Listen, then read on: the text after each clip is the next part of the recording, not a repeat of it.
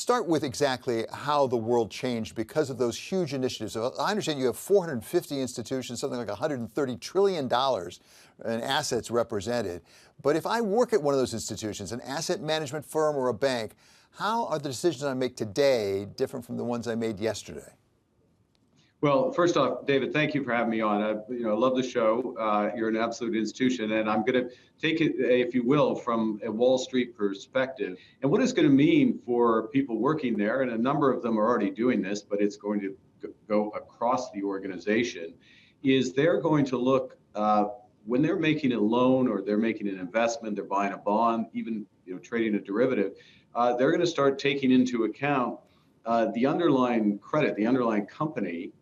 Where is it on the transition towards net zero? Because after all, we're here in Glasgow.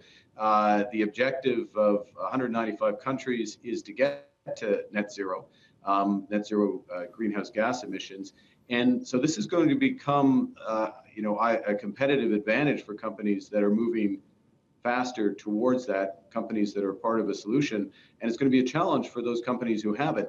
So this lens on climate and climate competitiveness, if you will, is going to be applied across virtually all assets, and that's going to be part of the skill set of the individuals who are making those portfolio decisions. So you know this industry so terribly well. Distinguish, if you would, defense from offense. And this is what I mean by that. It's one thing to say, if I'm working for a bank or an asset management firm, I'm going to really shy away from some of the fossil fuel companies. I understand that. I'll call that defense movement. But does this encourage companies to go on the offense, for example, to invest in green steel? Look, David, absolutely.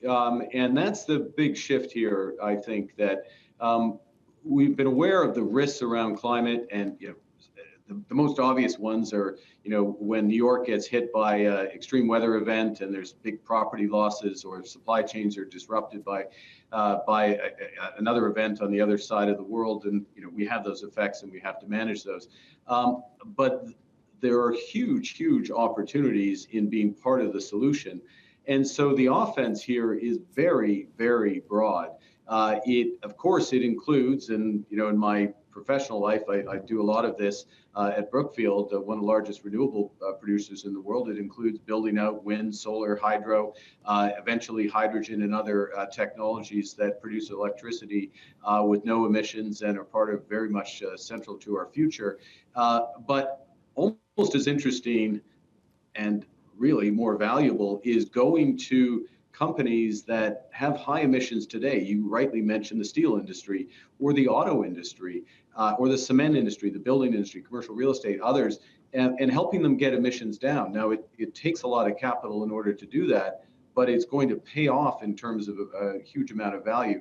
And so on the range of solutions and investment opportunities here, you have technologies that are just going to take existing activities of, whether it's HVAC, heating, ventilation, cooling in buildings, or grid optimization for electricity grid, and just get the emissions down from existing plant. Next to that is putting in place new technologies, new investment that itself gets emissions much more dramatically down. And then farther out the risk spectrum are those technologies that'll be very much part of our.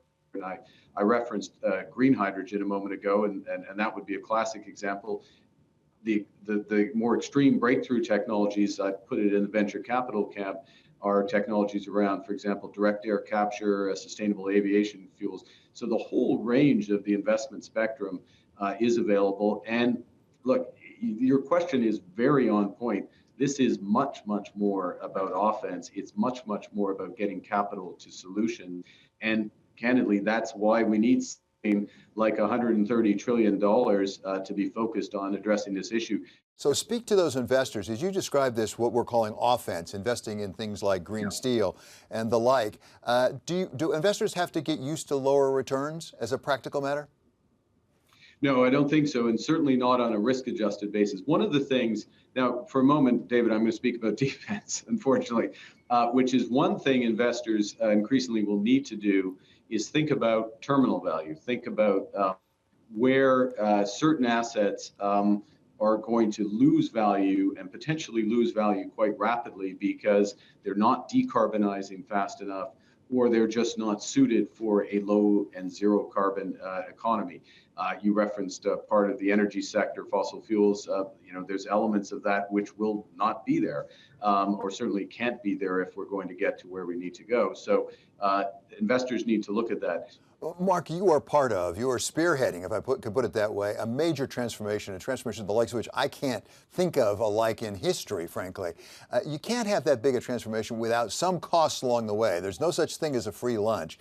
You say perhaps returns will not be reduced in this area. What about costs? Because as we make this transition, there's got to be disruption somewhere.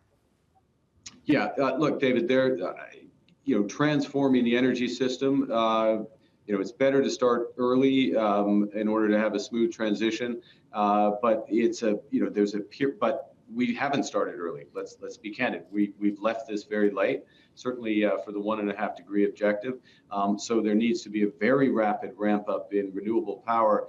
But at the same time, we need to get it right on the fossil fuel side and have those bridge fuels that are necessary in order to keep the lights on, literally, and keep industry humming as we build up the other side. And there's lots of ways to get that wrong, to have too little too early and have the type of volatility we've seen in energy markets. That's one risk in terms of a bump.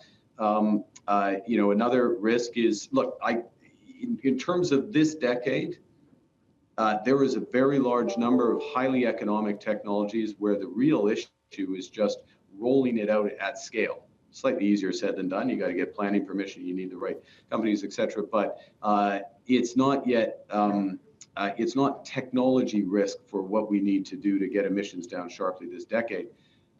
In the 2030s, it is some technology risk. There will be a lot of bets on, I suspect, on elements of hydrogen that don't work out. There will be some big venture capital effectively bets on capturing carbon from the air, direct air capture of carbon that don't work out as the nature of any VC bet. So there will be volatility, and you're right to emphasize the scale of it. Although, last point, relative to doing nothing, which is more or less the strategy the world has been pursuing up until recently, these bumps are nothing compared to the cost that would come.